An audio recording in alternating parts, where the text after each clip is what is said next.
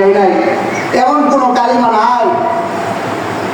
এমন একটা কালিমা দিচ্ছেন, দেখেন আপনি উচ্চারণ করেন সুবহানাল্লাহ, উচ্চারণ করতে একটু কঠিন, মুখে লাগা যায়। সুবহানাল্লাহ, আলহামদুলিল্লাহ, এই যে লাগালাগি করে, এই কালিমাগুলো একটু কঠিন, কিন্তু লা ইলাহা ইল্লাল্লাহ এমন একটা কালিমা, দুইটা জিহ্বাকে একটু বাড়ি দিলে লা ইলাহা ইল্লাল্লাহ মুখ খুলে উচ্চারণ করা যায়। কেন দিচ্ছেন? আল্লাহ রাব্বুল আলামিন দেখেন এই বান্দাদেরকে, আমি আপনাকে কত সুন্দর ভাবে চাচ্ছেন যে আমি আপনাকে জান্নাতে ঢুকাই দিতে। আমি আপনাকে আল্লাহ রাব্বুল আলামিন জান্নাতে ঢুকানোর জন্য কত যাচ্ছেন।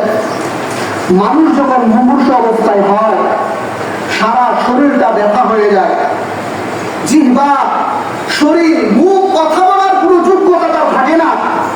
কানের কাছে গিয়ে বলতে হয় আব্বা কেমন আছেন, ভালো আছেন, ফল খাইবেন, আপেলের রসটা খাইবেন। জিহ্বা দিতে হয়, জিহ্বা, সে কথা বলতে পারে না, একটু একটু করে বলে না। মৃত্যু মুমূর্ষ অবস্থা এমন থাকে, এই টাইমে যদি তাকে এমন কোন কঠিন এক কালিমা বলতে হইতো, সুবহানাল্লাহ বলতে পারতো, কিন্তু না, আল্লাহ রাব্বুল আলামিন এমন একটা সহজ কালিমা আমাদেরকে দিচ্ছেন, ঈমানের প্রথম একটা স্তর দিচ্ছেন, যে আপনি ডাইরেক্ট দুইটা জিহ্বাকে বাড়ি দিয়ে লা ইলাহা ইল্লাল্লাহ বলে দিলেন। মুখটা এত কষ্ট না, কিচ্ছু না, মুমূর্ষ অবস্থায় আপনি রূহ আছে তো একটু বলার সাথে সাথে আপনি বলে ফেলতে পারতেছেন। চেষ্টা করার এমন একটা দৌলত আল্লাহ আমাদেরকে দিয়েছেন, এর নাম হলো জহরি ঈমান। 2 নম্বর ঈমান হলো যিহনি ঈমান। আমাদের যিহনি ঈমান তৈরি করতে হবে, সেটা হলো আকল দ্বারা চিন্তা করতে হবে। দেখেন গুনাহের চিন্তা যদি মানুষ করে, আল্লাহ কিন্তু গুনাহ লেখে না, জানেন? হ্যাঁ, কিন্তু আপনি একটা ভালো কাজের চিন্তা করলেন যে আজকে আমি নিয়োগ করছি মসজিদে মনে করেন 5টা টাকা দান করবো, কিংবা অমুক এক অসহায় আছে আমার বোন, তাকে কি করবো, আজকে আমি তার মানে কিছু ফল ফ্রুট ইত্যাদি কিনে তাকে দিয়ে যাব। এই যে একটা নিয়োগ করছেন, নিয়োগের কারণে ওয়ালাহু আজরুন, তার একটা সওয়াব হয়ে গেছে। কিন্তু গুনার নিয়োগ করছেন, ওই বাড়িটা চুরি করতে যাব, আল্লাহ গুনাহ কি লিখবে? গুনাহ লিখবে না।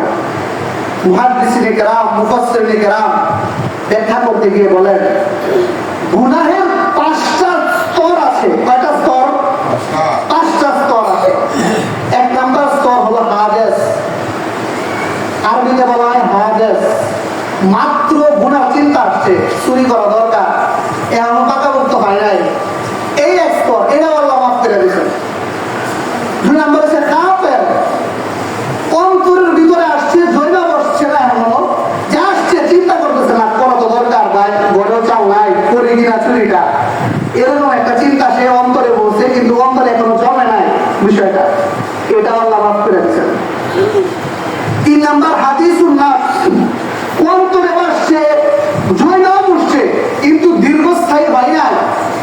ওই বাড়ি চুরি করা দরকার, ঘরেও চাল নাই, কিছু নাই, কি করি, এই যে একটা চিন্তা ফিকির তার যেখানে ঘুরছে গুনাহে, কিন্তু আগামীকাল রোজা রাখবো না, এমন একটা ফিকির তার যেখানে ঘুরতেছে যিহনি। এরপরে আল্লাহ রাব্বুল আলামিন কি করে না, গুনাহ লেখে না। 3 নাম্বার স্তর আপনি পার করে ফেলছেন। 4 নাম্বার স্তর ওয়াহাম, আপনি ধারণা শুরু করে দিয়েছেন। 4 স্তর, প্রথম স্তর পার করলেন হাদিস, দ্বিতীয় স্তর পার করলেন খাতের, তৃতীয় স্তর পার করলেন হাদিসুন নাফস, চতুর্থ স্টেপে আপনি আসছেন ওয়াহাম, যেটাকে বলা হয় ওয়াসওয়াসা, যেটাকে বলা হয়, ওইখানে আসছেন। না করবোই আমি আজকে, এরকম একটা চিন্তা আপনার মনে হইল, কিন্তু বেশিক্ষণ থাকে নাই, দীর্ঘক্ষণ ছিল, কিন্তু বেশি দীর্ঘক্ষণ থাকে নাই, এটা আল্লাহ মাফ করে দিয়েছে। 4 স্টেপ পার করার পরে 5ম নাম্বার স্টেপ আযম, যখন আপনি দৃঢ় সংকল্প করে ফেললেন, না আজকে যেত দূর যাবে হোক, হইলে মরবো, যা বলবো তা হোক, এটা আমি করেই ছাড়বো, এমন এক গুনার যদি নিয়ত আপনি করেন, এইখানেও মুহাদ্দিসিনে কেরাম অধিকাংশ বলছেন এটা আল্লাহ মাফ করে দিয়েছেন, কিন্তু কেউ কেউ বলছেন না, যেহেতু সে পূর্ণ সংকল্প করছে, তাই এই কারণে তাকে একটা গুনাহ লেখা হবে। কিন্তু মেইন কথা হলো অধিকাংশ মুফাসসির বলছেন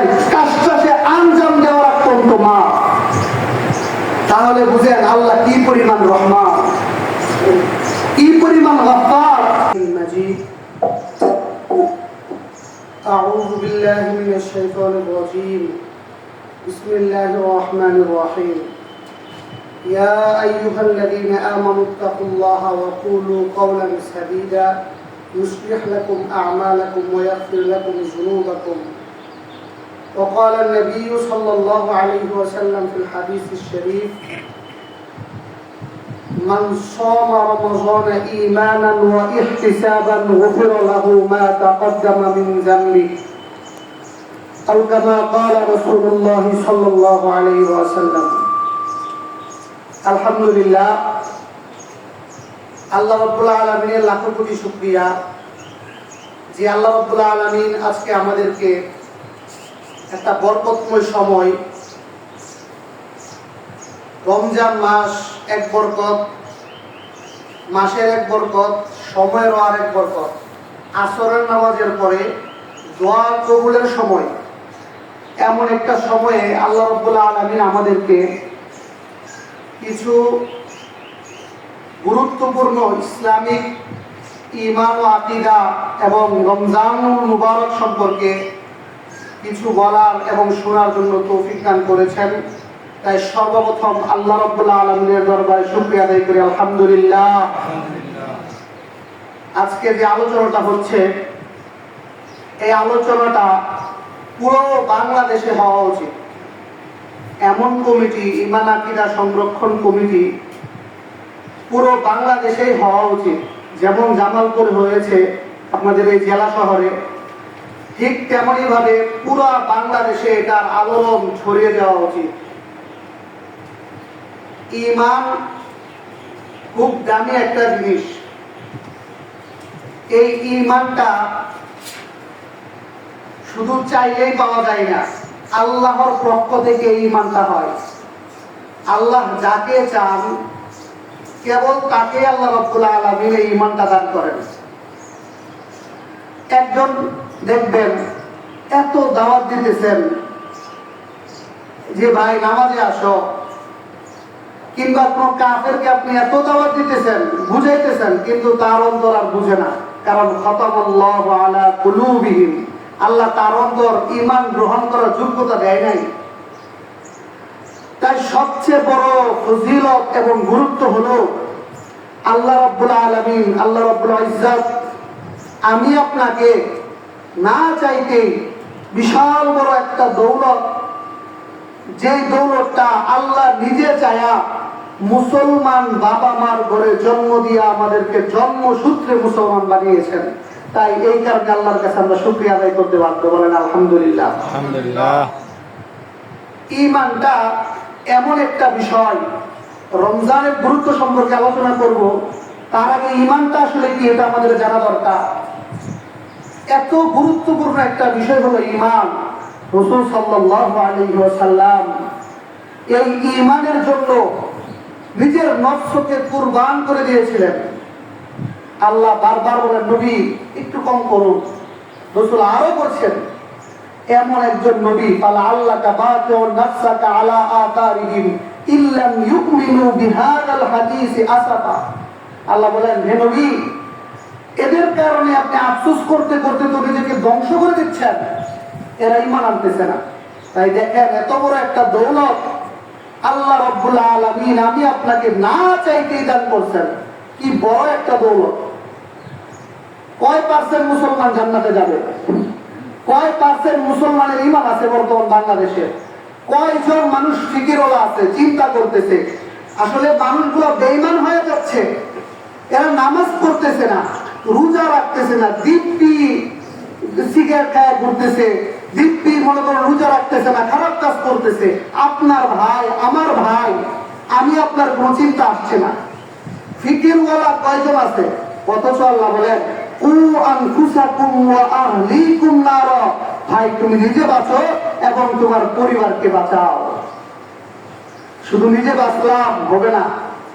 দেখবেন যখন নৌকা অ্যাক্সিডেন্ট করে অনেক মানুষ মারা যায়, বাঁচে কয়জন? দুই একজন হঠাৎ বাঁচে, কিন্তু খুব কমই বাঁচে। এখন প্রশ্ন, এখানে সাঁতার কেউ জানে না? জানে? জানে, অবশ্যই জানে। যে সাঁতার জানে সে মনে করেন সাঁতরে ইচ্ছা করলে পার হয়ে যেতে পারে, কিন্তু সাঁতারওয়ালাকে জাপড়ায় ধরে আমারও নিয়ে যাও, এরপরে সেও মরে, বাকিগুলোও মরে। যারা সাঁতার জানে সেও মরে, জানে না তারাও মরে। সুতরাং নিজে বাঁচবেন, যাদেরকে বাঁচাইতেছেন না আপনার ভাই আজকে বেনামাজি হয়ে যাচ্ছে, তারা ইমান হারা হয়ে যাচ্ছে, এদেরকে যে বাঁচাইতেছেন না, কিয়ামতের কঠিন ময়দানে সেভাবে আমাকে নিয়ে যাও, ওইভাবে জাপড়ায় ধরবে, তখন আপনার আর বাঁচার কোনো রাস্তা থাকবে না। ইমান এমন একটা দামি একটা জিনিস।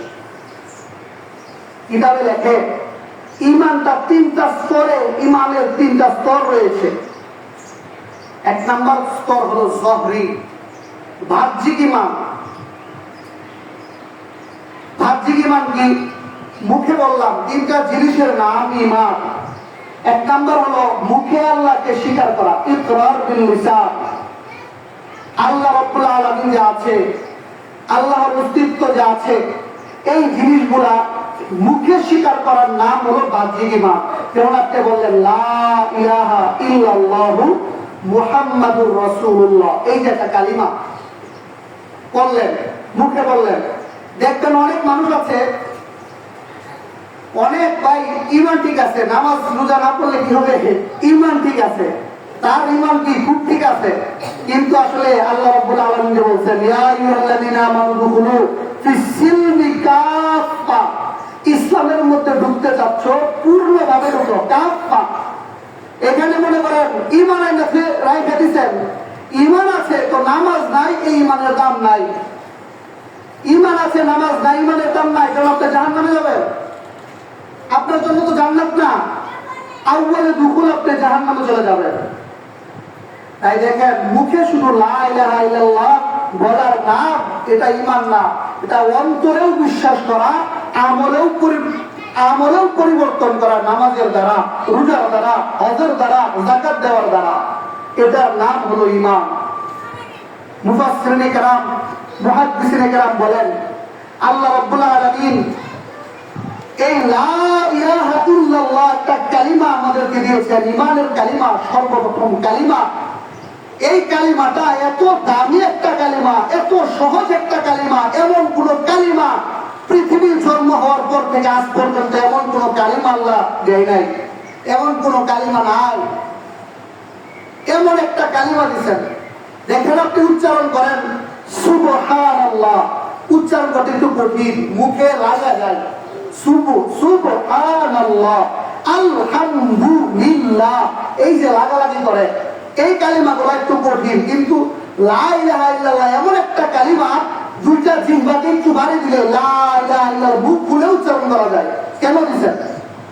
আল্লাহ রাব্বুল আলামিন দেখেন এই বান্দাদেরকে, আমি আপনাকে কত সুন্দর ভাবে চাচ্ছেন যে আমি আপনাকে জান্নাতে ঢুকায় দিতে, আমি আপনাকে আল্লাহ রাব্বুল আলামিন জান্নাতে ঢুকানোর জন্য কত যাচ্ছেন। মানুষ যখন মুমূর্ষু অবস্থায় হয়, সারা শরীরটা ব্যথা হয়ে যায়, জিহ্বা, শরীর, মুখ, কথা বলার কোনো যোগ্যতা তার থাকে না। কানের কাছে গিয়ে বলতে হয় আব্বা কেমন আছেন, ভালো আছেন, ফল খাইবেন, আপেলের রসটা খাইবেন, চিপা দিতে হয়, চিপা। সে কথা বলতে পারে না, একটু একটু করে বলে না। মৃত্যু মুমূর্ষু অবস্থা এমন থাকে, এই কারণে যদি তাকে এমন কোন কঠিন এক কালিমা বলতে হইতো, সুবহানাল্লাহ বলতে পারতো, কিন্তু না, আল্লাহ রাব্বুল আলামিন এমন একটা সহজ কালিমা আমাদেরকে দিয়েছেন, ঈমানের প্রথম একটা স্তর দিয়েছেন, যে আপনি ডাইরেক্ট দুইটা জিহ্বাকে বাড়ি দিয়ে লা ইলাহা ইল্লাল্লাহ বলে দিলেন। মুখটা এত কষ্ট না, কিচ্ছু না, মুমূর্ষু অবস্থায় আপনার রূহ আছে তো একটু বলার সাথে সাথে আপনি বলে ফেলতে পারতেছেন, চেষ্টা করা। এমন একটা দৌলত আল্লাহ আমাদেরকে দিয়েছেন, এর নাম হলো জহরি ঈমান। দুই নাম্বার ঈমান হলো যেহনি ঈমান। আমাদের যেহনি ঈমান তৈরি করতে হবে, সেটা হলো আকল দ্বারা চিন্তা করতে হবে। দেখেন গুনাহের চিন্তা যদি মানুষ করে, আল্লাহ কিন্তু গুনাহ লেখে না, জানেন?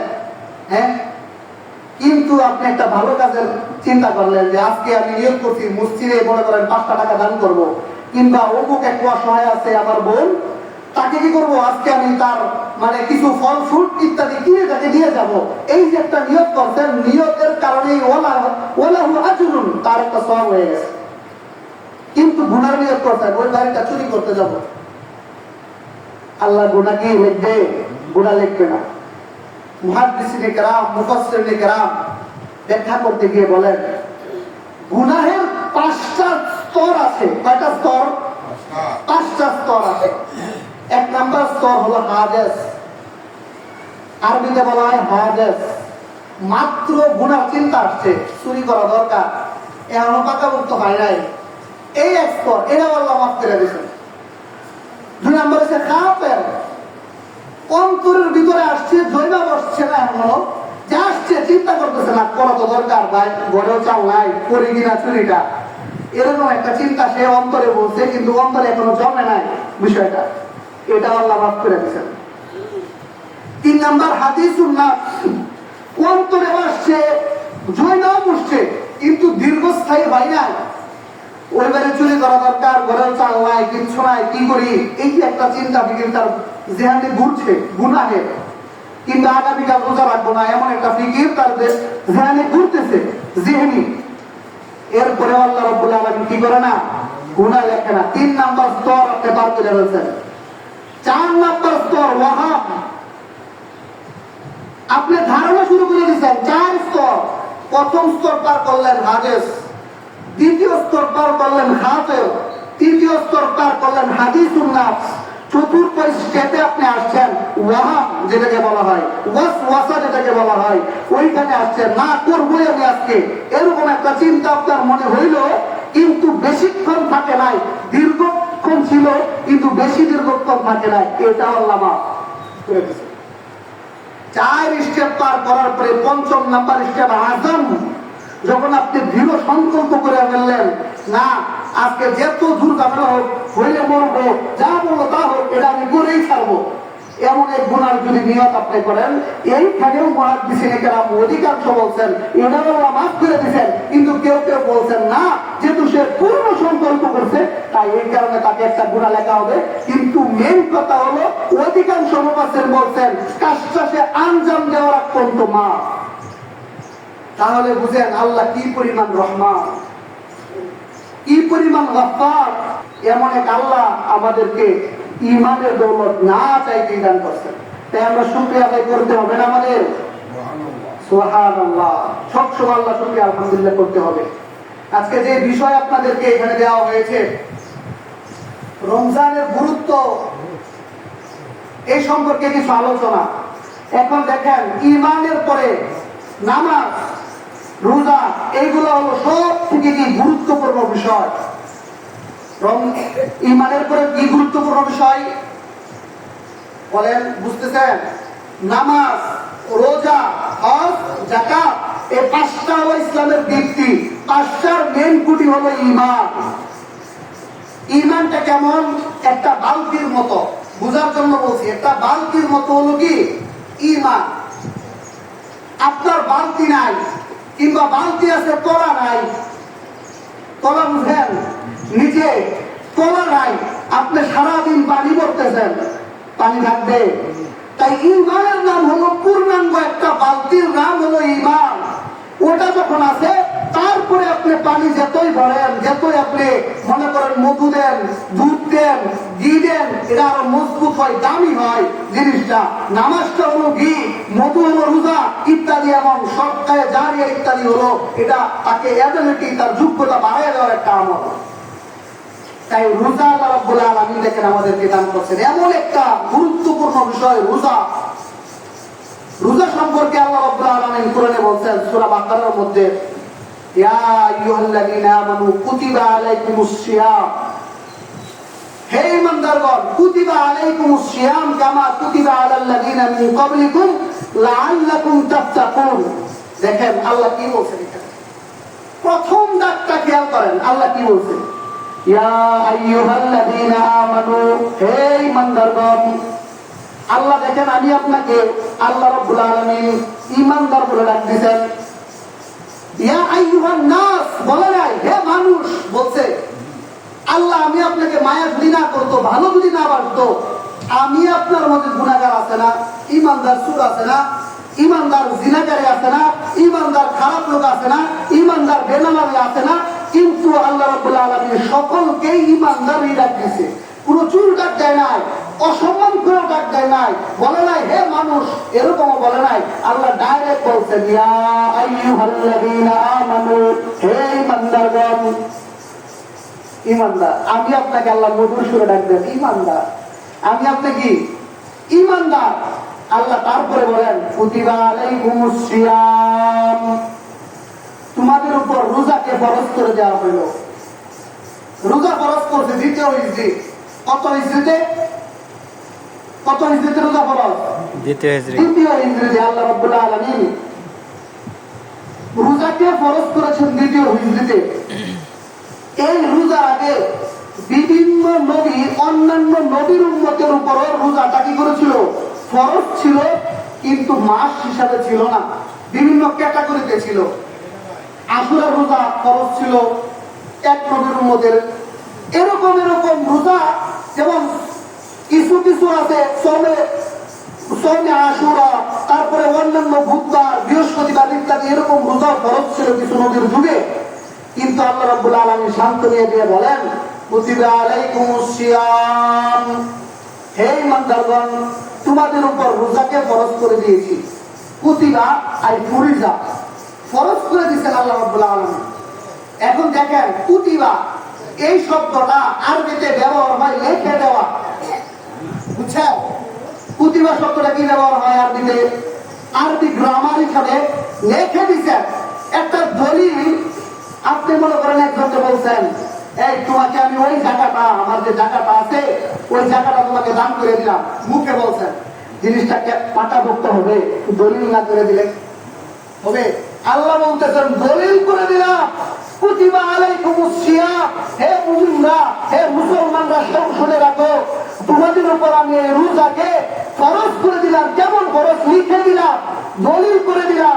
কেউ স্বীকার করতে পারবে না, যে স্বীকার করবে তার ঈমান থাকবে না, তার আমল থাকবে না, সব বরবাদ হয়ে যাবে, সে জাহান্নামে চলে যাবে।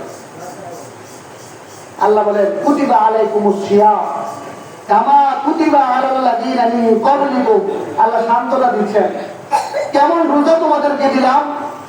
আল্লাহ মনে করেন একটা জিনিস যদি আপনাকে আমি আদেশ দিই শুরুতেই, হুজুর আমাকে এই কথাটা বললো, কষ্ট লাগে।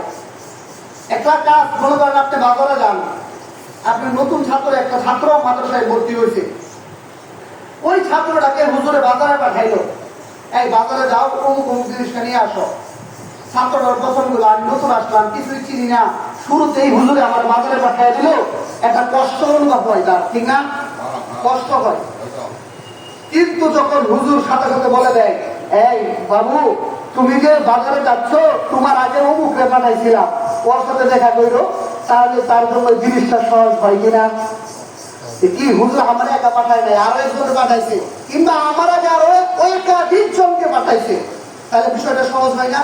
আল্লাহ বলেন কুতিবা আলাইকুমুস সিয়াম, আল্লাহ রাব্বুল আলামিন বলতেছেন তোমাদের উপর রোজাকে ফরজ করে দিয়েছি। কেমন ফরজ? লিখে ফরজ করে দিয়েছি। যেমনই ভাবে পূর্ববর্তীদের উপর আল্লাহ রাব্বুল আলামিন ফরজ করে দিয়েছেন, সান্ত্বনামূলক। এই কথাটা আল্লাহ রাব্বুল আলামিন কেন বলছেন সান্ত্বনামূলক? এই কথাটা আল্লাহ রাব্বুল আলামিন কি বলছেন? যেমনই ভাবে পূর্ববর্তীদের উপর ফরজ ছিল, ঠিক তোমাদের উপর আমি কি করলাম? এই রোজাকে ফরজ করে দিয়েছি। কেন করেছি? লাআল্লাকুম তাত্তাকুন, তাফসীরের মধ্যে আছে যাতে তোমরা কি করে ভয় করতে পারো। ভয়ের সব থেকে বড় ব্যাখ্যা এটা কাবে আহবার মাআলিমুত তানজিল নামক কিতাবের মধ্যে সুন্দর করে বলছেন যে কাবে আহবার তিনি একবার উমর রাদিয়াল্লাহু তাআলা আনহু উবাই ইবনে কাব রাদিয়াল্লাহু তাআলার কাছে জিজ্ঞাসা করেন মা হুয়া তাকওয়া, তাকওয়াটা আসলে কি? এই সম্পর্কে লাআল্লাকুম তাত্তাকুন আই তাতরুকুনাল মাআসি, যে তোমরা গুনাহকে যেন ছেড়ে দাও। এখন কাবে আহবার এর কাছে, উবাই ইবনে কাবের কাছেও হযরত উমর ইবনে খাত্তাব রাদিয়াল্লাহু তাআলা জিজ্ঞাসা করে হে উবাই, আসলে তাকওয়াটা কি? মা হুয়া তাকওয়া, তাকওয়াটা আসলে কি? আসলে গুনাহকে ছাড়বো, গুনাহ থেকে যে বেঁচে থাকবো, এই গুনাহটা বেঁচে থাকার মাপকাঠিটা কি, মাপদণ্ডটা কি, তুমি একটু আমাকে বলে দাও। সে উভয় কাজ ছিল এমন এক সাহাবী যে রসুল তার দিয়ে কোরআন শুনতেন, এত সুন্দর লাহান। আল্লাহ বলছেন উভয় রসুল আপনি কোরআন শোনেন, এমন একজন সাহাবী। ওই সাহাবীর কাছে আমিরুল মুমিনিন ওমর রাদিয়াল্লাহু আনহু আসে, বলে বলো মা হুয়া তাকওয়া, এই গুনাহ ছাড়ার মাপকাঠিটা কি আমাকে বলে দাও। তখন উবাই ইবনে কাব রাদিয়াল্লাহু তাআলা আনহু আমিরুল মুমিনিন ওমর রাদিয়াল্লাহু বলে, আমার সালাকতা তরিকান দা শাওকি, হে আমিরুল মুমিনিন আপনি কি এমন কোন রাস্তায় চলছেন যে রাস্তাটা অনেক কাঁটাযুক্ত চলছেন? তিনি বলেন বালা, হ্যাঁ আমি চলছি। তো মামা ওয়াজাত্তা, আপনি কি পাইছেন? ওই রাস্তায় চলার পরে আপনি কি অনুভব করছেন? তিনি বললেন শাম্মারতু ওয়া ইজতাহাইতু, যে আমি ওই রাস্তায় চলছি তখন আমি আমার পাঞ্জাবিটাকে গুটিয়ে নিলাম এবং আমি কষ্ট করে কাটা যে জায়গায় নাই ওই জায়গাগুলো আমি দেখে দেখে আমি বাড়া দিছি, ওই জায়গাগুলো আমি দেখে দেখে বাড়া দিছি। কেন? যেন আমার পাঞ্জাবিতে কাটা না লাগে। কাটাযুক্ত রাস্তায় চলছেন না তারা, যেমন গাছ কাটাপালা কিংবা এমন কোন রাস্তা সুরকি মাত্র পালাইছে, তখন আপনি মনে করেন খালি পায়ে আছেন, কি করতে হবে? জায়গা দেখে দেখে পা ফেলতে হবে, ঠিক না? ঠিক কেমনই বলে উমর রাদিয়াল্লাহু তাআলা আনহু উবাই ইবনে কাব রাদিয়াল্লাহু তাআলা আনহু বলে, হে আমিরুল মুমিনিন আপনি কি এমন কোন রাস্তায় চলেন নাই যে রাস্তাটা অনেক কাটাযুক্ত? বলে হ্যাঁ। বলে তাহলে কিভাবে চলছেন? বলে আমি পাঞ্জাবিকে গুটাইছি, দেখা দেখা আমি পাড়া ফেলছি, তারপরে আমি এইভাবে রাস্তাটা পার হয়েছি। ওকে, যালিকা হুয়া তাকওয়া, এটাই হলো আপনার গুনাহ ছাড়ার মাপকাঠি, এটাই হলো তাকওয়া।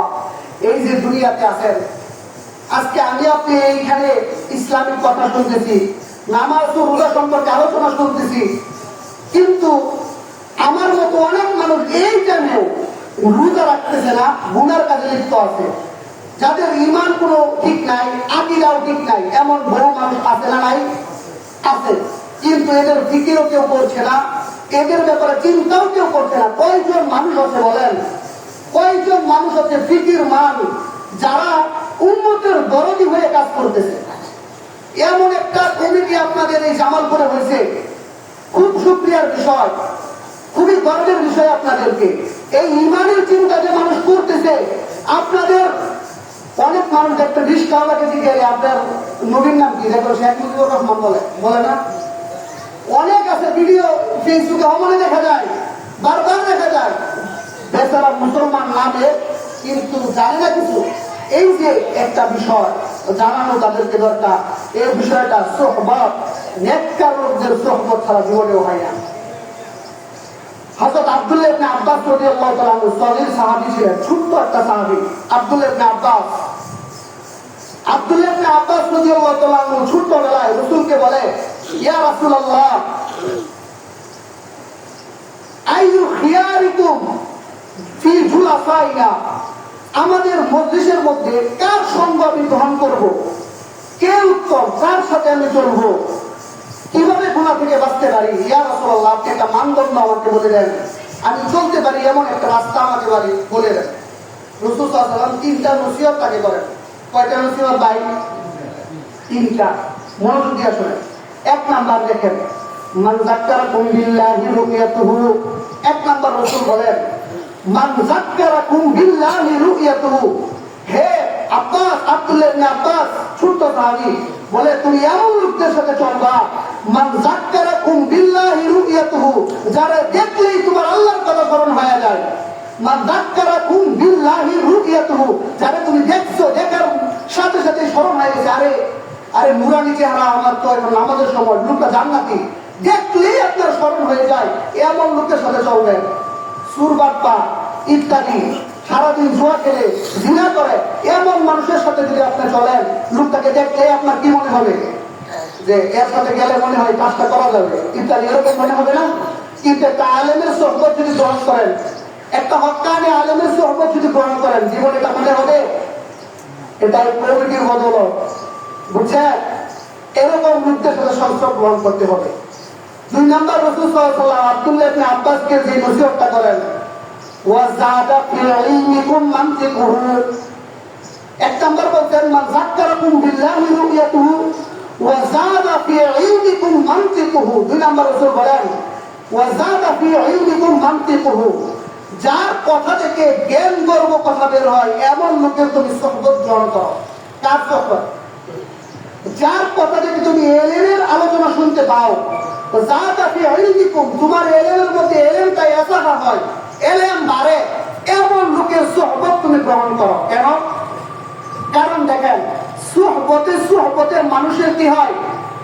সুহবতে মানুষের মধ্যে পরিবর্তন হয়, সুহবতে মানুষ ভালো হয়, সুহবতে মানুষ খারাপ হয়।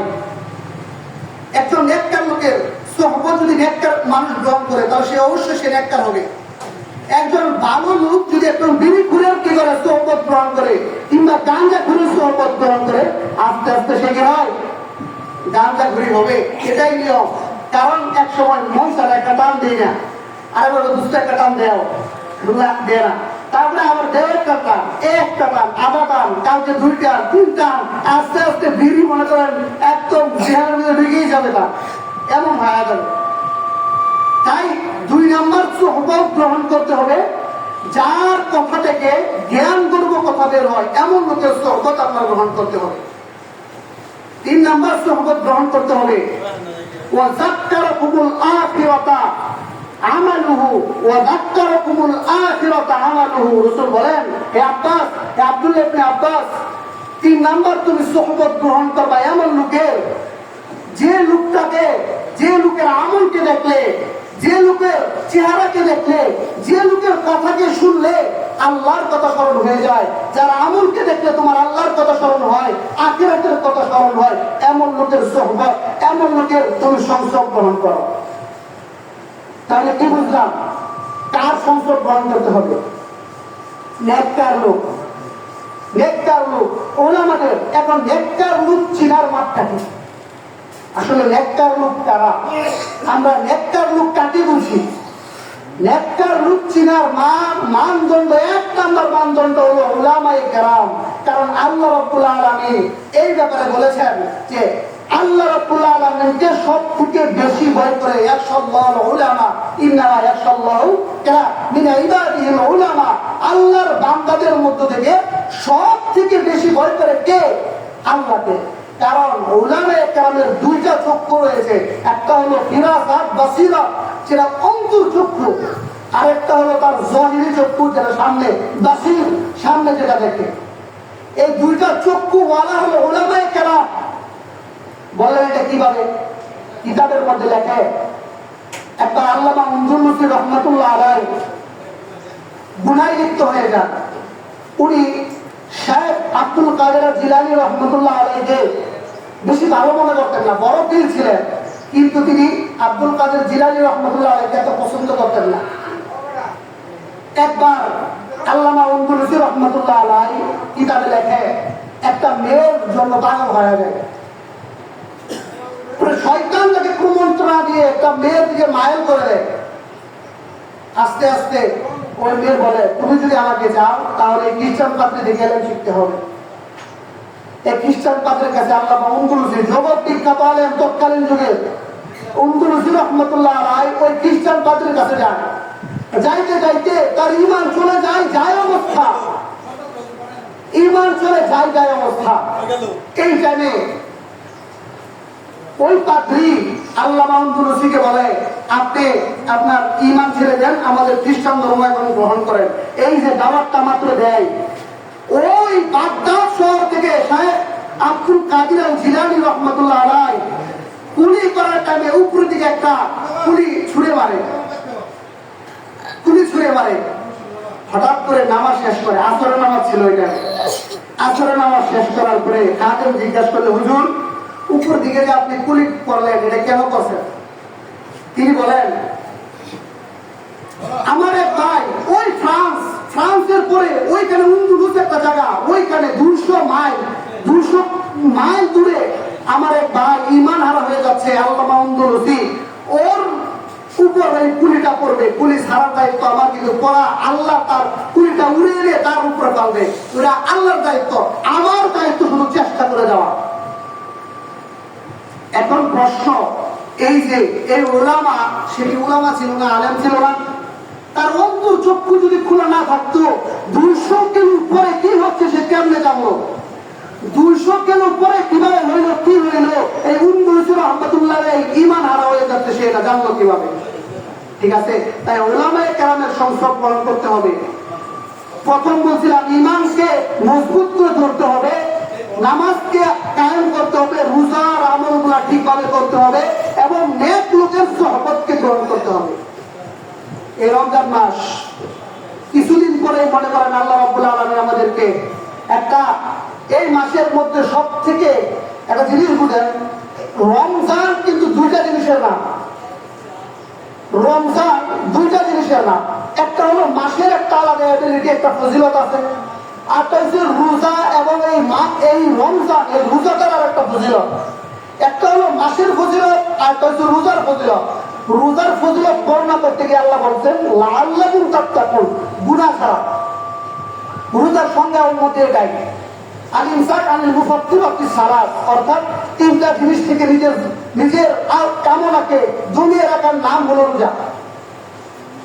ঠিক তেমনি মাসেরও একটা ফজিলত আছে। এই মাস শাহরু রমাদান আল্লাযী উনজিলা ফীহিল কুরআন হুদাল লিন-নাস, মাস হলো আল্লাহ রাব্বুল আলামিন কুরআন নাযিলের মাস, হেদায়েতের মাস, দাওয়াতের মাস, মেহনত করার মাস। এই রমজানের ফজিলত, এই এত ফজিলতপূর্ণ একটা মাস, আল্লাহ তো কুরআন নাযিল করতেন মাস, এবং এই মাসে একটা রাত আল্লাহ দিয়েছেন, যে রাতটা হলো শবে কদরের রাত।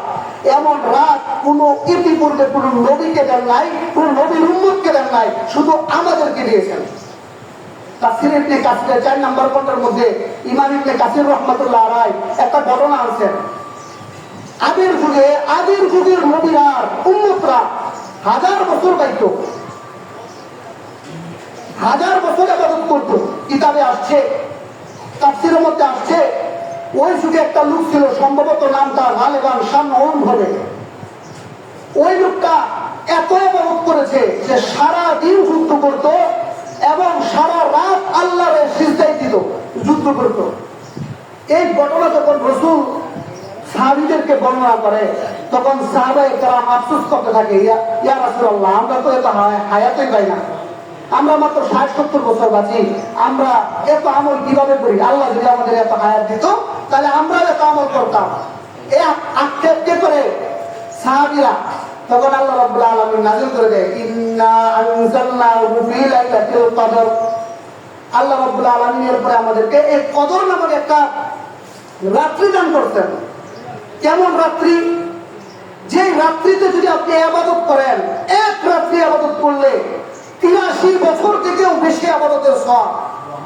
এখন যদি আপনার বয়স 70 হয়, আপনার বয়স যদি 60 হয়, তাহলে 60কে আপনি সবে কদর পাইছেন। 60 সবে কদরে আমল করলে দেখেন 83টা গুণ দিয়ে কত বাইর, কত হাজার বছর বের হয়। খবর আছে আল্লাহ কি পরিমাণ সুবিধা আমাদেরকে দিচ্ছেন। এই কদর আসলে আল্লাহ রাব্বুল আলামিন হলো রব, তিনি হলেন লালন পালনকারী। আমাদেরকে সর্বদা তিনি পালতেছেন। আমরা যে এত কম বয়স পাইতেছি, আমাদের প্রতি তিনি কি করতেছেন? লক্ষ্য রাখতেছেন কিভাবে কম আমল করবে কিন্তু এটার আজর হবে ওয়ালাহুল কাসীর, অনেক তাদের প্রতিদান হবে। কিভাবে? তাফসীরে বাইজাবি একটা কিতাব আছে, মিশকাত শরীফে পড়ানো হয়। কিতাবটার মধ্যে রবের মানা লিখতে গিয়ে বলে তাবলীগুশ শাই ইলা কামালিহি শাইআন ফাশাইআ। রব কাকে বলে? রব শব্দটা মুরব্বি থেকে আসছে। মুরব্বি, আমরা গ্রাম্য ভাষায় মুরব্বি বলি না, ও মুরব্বির কাছে যাও। মুরব্বি মানে কি? যে পালতে পালতে একদম বুড়া হয়ে গেছে, বুঝছেন? এরকম আল্লাহ রাব্বুল আলামিনকে রব কেন বলা হয়? তিনি হলেন পালেন সর্বদা। কিভাবে পালেন? মুরব্বির সিফত হলো সে একবারে সব দিয়া দেয় না, একবারে একদম বড় বানাইছে, যাও তুমি এটা করে খাও, তোমার বাস্কেটে দিয়ে দিচ্ছি, তুমি বয়ে বয়ে খাও, এরকম না। একটা সিস্টেম দেখায়, তুমি ব্যবসা করো, আস্তে আস্তে উঠো, ক্রমে ক্রমে ধাপে ধাপে বড় যে বানায় সে হলো রব। তাবলীগুশ শাই ইলা কামালি শাইআন ফাশাইআ। আল্লাহ রাব্বুল আলামিন এই যে আমি আপনাকে ক্রমে ক্রমে ধাপে ধাপে বড় বানাই দিয়েছি। এই কদর শব্দের মধ্যে ইমাম বাইজাবি রহমতুল্লাহ তার কিতাব থেকে কদর 3টা অর্থ লেখছেন তিনি। কদরে এই রমজান মাসে আল্লাহ রাব্বুল আলামিন যে আমাদের কদরটা দান করছেন, সবে কদর তিনটা তর্জমা তিনি সেখানে করেন। এক নম্বর তর্জমা তিনি তো করেন সেখানে মানজিলুন ওয়া শারাফুন। এই কদরটা হলো মর্যাদার একটা রাত, মর্যাদাপূর্ণ রাত। মানজিলুন ওয়া শারাফুন অর্থাৎ কেমনে মর্যাদা ব্যাখ্যা করতে গিয়ে তিনি বলেন, যেহেতু এই মাসে আল্লাহ কুরআন নাযিল করছে সে হিসাবে এবং এই রাতেই নাযিল করছে কুরআন একবারে 7 আসমান থেকে লৌহে মাহফুজে এক প্রথম আসমানে 7 আসমান থেকে আল্লাহ রাব্বুল আলামিন একবারে ওই রাতে নাযিল করছে। এই কারণে এইটা এর কদরটা হলো শারাফুন ওয়া মানজিলুন, আলাদা একটা এবিলিটির মাস, একটা এবিলিটির রাত, তা মর্যাদাপূর্ণ রাত। তারপরে আরো বলেন তাকদীর আল কদরু আত তাকদীর ইত্যাদি বিভিন্ন ব্যাখ্যা তিনি করেছেন। এখন এই কদর শব্দের মধ্যে, এই কদর শব্দের মধ্যে উলামায়ে কেরাম এখানে একটা ইখতিলাফ আছে। কেউ বলেন 27 রমজান, 27 রমজান সবে কদর, কেউ বলেন 27 রমজান না 21 রমজান, 23 রমজান, 25 রমজান, 27 রমজান, 29 রমজান।